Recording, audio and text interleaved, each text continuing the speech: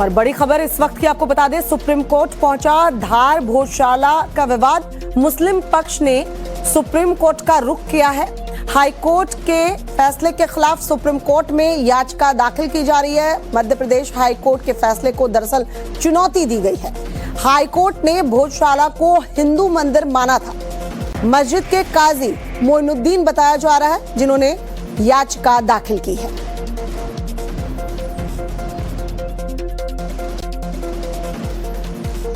तो ये बड़ी अपडेट आपको बता रहे हैं। अब धार भोजशाला विवाद जो है वो सुप्रीम कोर्ट पहुंच चुका है। मुस्लिम पक्ष की तरफ से सुप्रीम कोर्ट का रुख किया गया है। हाई कोर्ट के फैसले को दरअसल चुनौती दी गई है।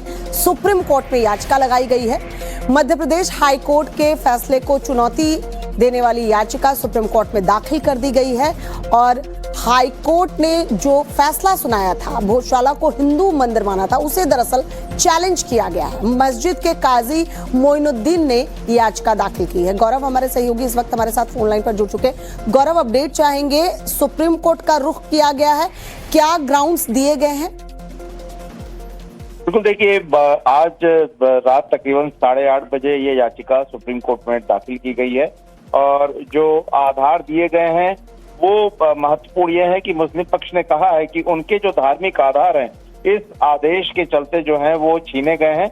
उन्होंने ये भी कहा है कि हाई कोर्ट का फैसला गलत है क्योंकि धार्मिक आधार जो है वो मध्य प्रदेश हाई कोर्ट अपने आदेश में प्रभावित कर रहा है और नमाज पढ़ने से रोकने पर रोक लगाने का फैसला ठीक नहीं। इसके अलावा प्लेसेज ऑफ वर्शिप एक्ट का हवाला दिया गया है कि किस तरीके से सुप्रीम कोर्ट ने अपने पुराने फैसले में किसी भी इस तरह के मामले की सुनवाई करने का ना आदेश दिया था जिससे किसी भी स्थान का धार्मिक चरित्र जो है वो परिवर्तित हो। यहाँ पर मध्य प्रदेश हाई कोर्ट के आदेश के बाद से धार भोजशाला को जो है वो हिंदू स्थल और वाग्देवी का मंदिर घोषित किया गया है।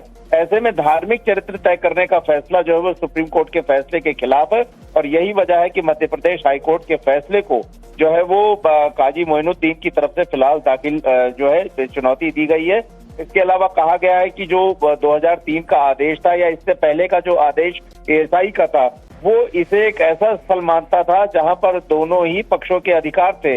और इसके अलावा जो धार का जो स्टेट था उस वक्त का जो वक्त था वो आजादी से पहले जो गवर्नमेंट ऑफ इंडिया एक्ट था उसके आधार पर उसे अनुमति थी कि वो इस तरह के नमाज पढ़ने की जो अनुमति है वो दे। तो इन सभी को धता बताकर जो ये फैसला दिया गया और यही वजह देखने वाली बात होगी गौरव कि ये जो ग्राउंड्स दिए गए हैं, याचिका अब जब लगा दी गई है सुप्रीम कोर्ट में तो सुप्रीम कोर्ट का रुख क्या रहता है। लेकिन जाहिर सी बात है अपने हक का इस्तेमाल किया है और यहाँ सुप्रीम कोर्ट अब ये मैटर पहुंचा है। देखना होगा आगे क्या कुछ होता है। बहुत बहुत शुक्रिया गौरव तमाम जानकारी।